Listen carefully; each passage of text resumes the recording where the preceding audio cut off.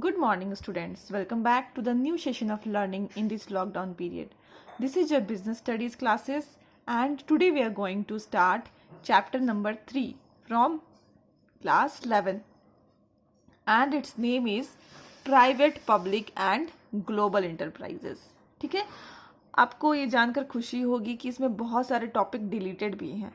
ठीक है, तो जब मैं उस टॉपिक पे पहुंचूंगी तो मैं आपको बता दूंगी कि कौन कौन से टॉपिक इसमें नहीं पढ़ने हैं. ठीक है, as you know 30% of the syllabus is deleted in this year. Okay, so अब आज की वीडियो में बेसिकली हम लोग जानेंगे कि पब्लिक और प्राइवेट जो कंपनीज हैं उनका हिस्ट्री क्या है. ठीक है, हर एक चीज़ की कोई ना कोई हिस्ट्री होती है, तो आज हम लोग हिस्ट्री जानेंगे प्राइवेट सेक्टर की एंड पब्लिक सेक्टर की.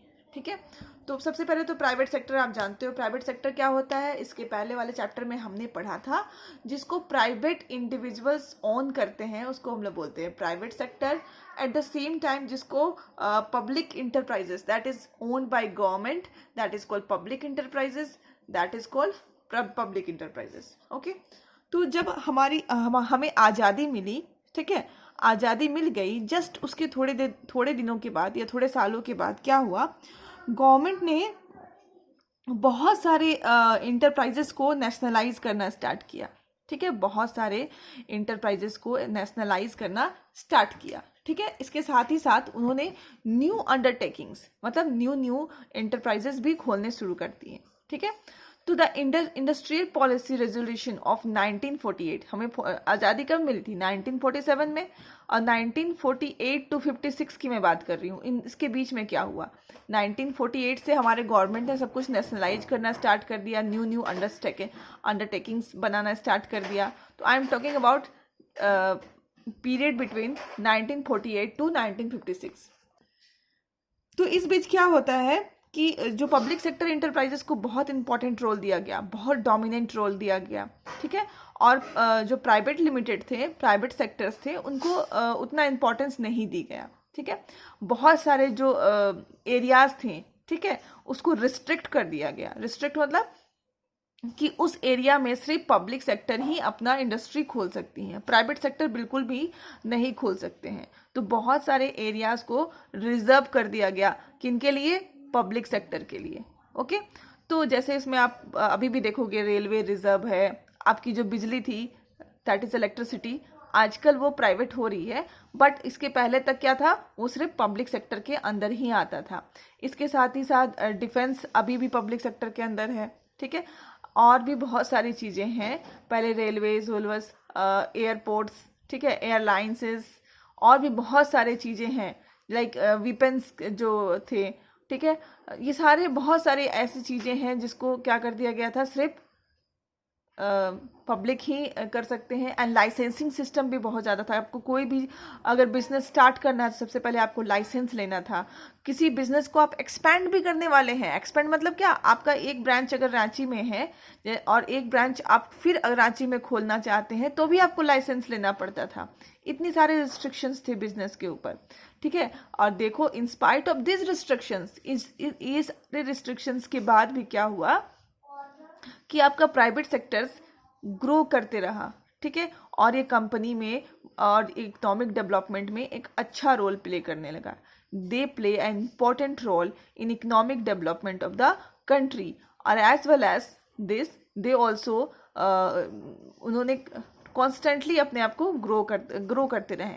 ठीक है, in spite of giving priority to public sector को इतनी सारी प्रायोरिटी मिली हुई थी, इतनी सारी इंपॉर्टेंस मिली हुई थी, बट उन्होंने इकोनॉमिक डेवलपमेंट में कोई खास अच्छा रोल प्ले नहीं किया. ठीक है, बिकॉज ऑफ दिस रीजन्स, ये सारे रीजन्स क्या थे कि पब्लिक सेक्टर को इतनी सारी इंपॉर्टेंस मिली हुई थी लेकिन वो डेवलपमेंट नहीं कर रहे थे. इन स्पाइट ऑफ दैट हमेशा लॉस में रहती थी पब्लिक सेक्टर इंटरप्राइजेस, और जो गवर्नमेंट होती थी उसको क्या करना पड़ता था, उसको फिर से अपना कैपिटल दे करके रिवाइव करना पड़ता था. मतलब उनको फिर से जिंदा करना पड़ता था, रिवाइव करना पड़ता था, या फिर सपोर्ट करना पड़ता था, समझ लो एडिशनल कैपिटल दे करके. ठीक है, और लगातार ऐसे जो कंपनीज हैं वो लॉसेस में चल रही थी. ठीक है, क्योंकि कोई रूल्स रेगुलेशंस नहीं था प्राइवेट कंपनी में, लोग ऐसी बहुत जॉली तरीके से रहते थे. ठीक है, तो ये सारी चीज़ें तो चलती रहीं. ठीक है, बट जो हमारा जो इकोनॉमी है वो कॉन्स्टेंटली डिप्रेशन में चलता रहा और उसको अब रिवाइव करने की ज़रूरत थी। तो हम लोग देखना कि 1991 में एक न्यू इकोनॉमिक पॉलिसी आई थी, न्यू इकोनॉमिक पॉलिसी इन 1991। उस समय कांग्रेस की गवर्नमेंट थी और जो हमारे फिनेंस मिनिस्टर थे वो मनमोहन सिंह थे। ठीक है, Manmohan Singh is a gold medalist in economics. Okay, और उन्होंने ही बहुत इंपॉर्टेंट डिसीजंस लिया है हमारी इकोनॉमी के लिए।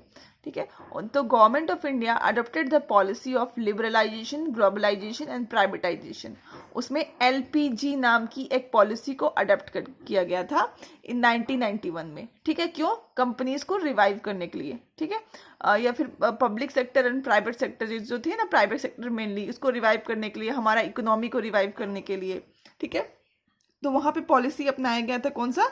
Liberalisation, globalisation and privatisation. ठीक है, इसमें प्राइवेट सेक्टर को भी एक इम्पॉर्टेंट रोल प्ले करने का मौका मिला। ओके, एंड मैनी एंट्रीज, वहाँ पे बैरियर्स लगे हुए थे ना कि आपको हर एक चीज़ के लाइसेंस लेना है, ये सारे जो फील्ड है वो आपके लिए नहीं है। तो ये सारे बैरियर्स हटा दिए गए और कुछ ही चीज़ों में, लाइक अभी आप देखना अल्कोहल शॉप अगर आप खोलना चाहते हो तो आपको लाइसेंस लेना पड़ेगा। ठीक है, तो कुछ कुछ जो चीज़ें अभी भी रिस्ट्रिक्टेड है, ठीक है, रिस्ट्रिक्टेड है कि उसके लिए आपको लाइसेंस लेना अनिवार्य है। ठीक है, बाकी चीज़ें ओपन कर दी गई। ठीक है, तो इस चेंजेस की वजह से हमारे इकोनॉमिक डेवलपमेंट में ट्रिमेंडस चेंजेस आई, मतलब बहुत सारे चेंजेस आए और the business had undergone business environment में भी बहुत सारे अच्छे अच्छे चेंजेस आए। ठीक है, and now more and competitive environment, अब ज़्यादा कॉम्पिटेटिव इन्वायरमेंट क्रिएट हो गया है between private sector and public sector. Okay, तो ये तो थी history public sector and private sector की। अभी हम आगे देखते हैं कि कौन कौन से अंडरटेकिंग्स होते हैं। तो दिस इज फॉर्म्स या फिर types of public sector enterprises. Public sector में कौन कौन से एंटरप्राइजेस हैं? तो पहला है डिपार्टमेंटल अंडरटेकिंग्स, दूसरा है पब्लिक सेक्टर और स्टेटरी कॉरपोरेशन, तीसरा है गवर्नमेंट कंपनी। ठीक है, ये तीन चीजें हैं। तो आज हम लोग पढ़ने वाले हैं डिपार्टमेंटल अंडरटेकिंग्स। क्या पढ़ने वाले हैं? Departmental undertakings.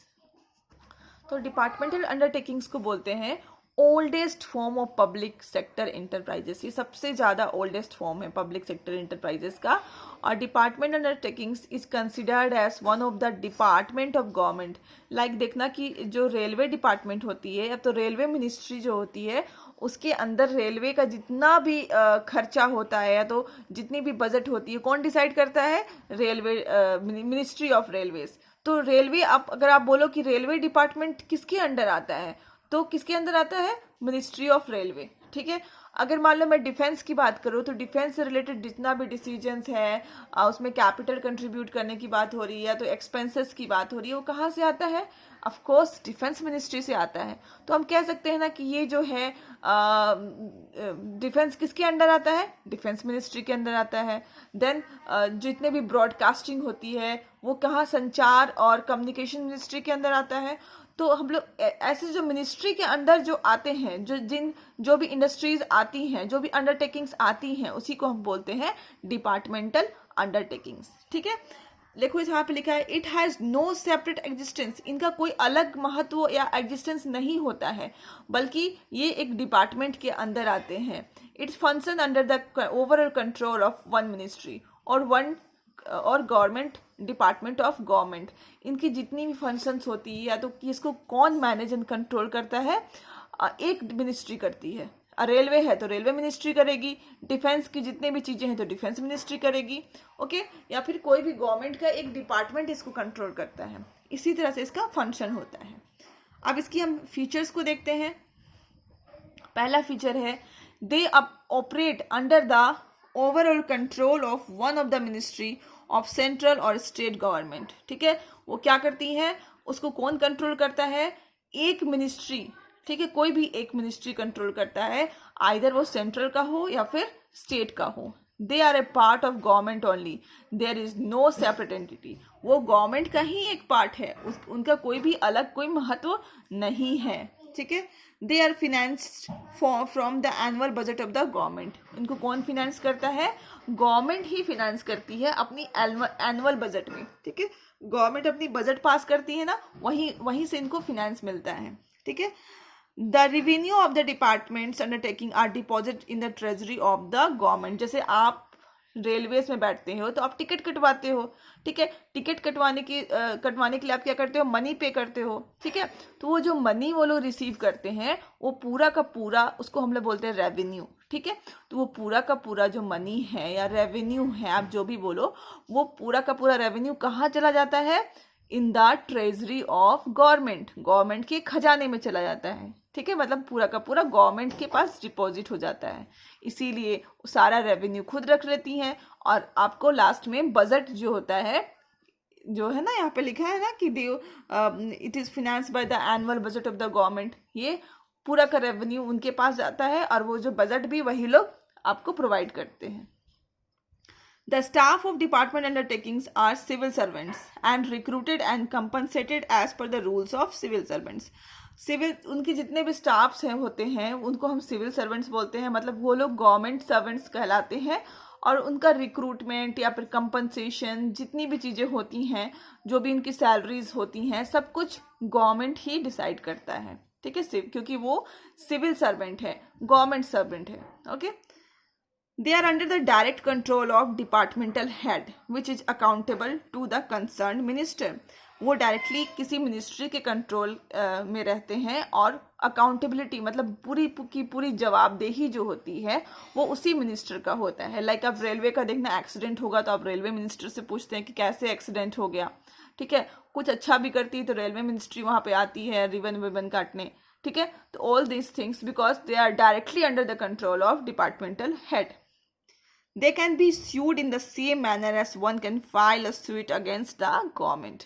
उनको अगर हमें किसी भी चीज़ के लिए कोर्ट में घसीटना हो तो इन द सेम मैनर हम लोग करेंगे जैसे हम लोग किसी गवर्नमेंट को करते हैं ना कि गवर्नमेंट ने ये गलत काम किया है तो हम लोग उसको डायरेक्टली सुप्रीम कोर्ट में गवर्नमेंट के नाम पे केस करते हैं। इन द सेम वे हम लोग उसी तरीके से उसको कोर्ट में स्वी कर सकते हैं फॉर एनी कोई भी अगर डिस्प्यूट होती है या तो कन्फ्लिक्ट होती है देन, ओके।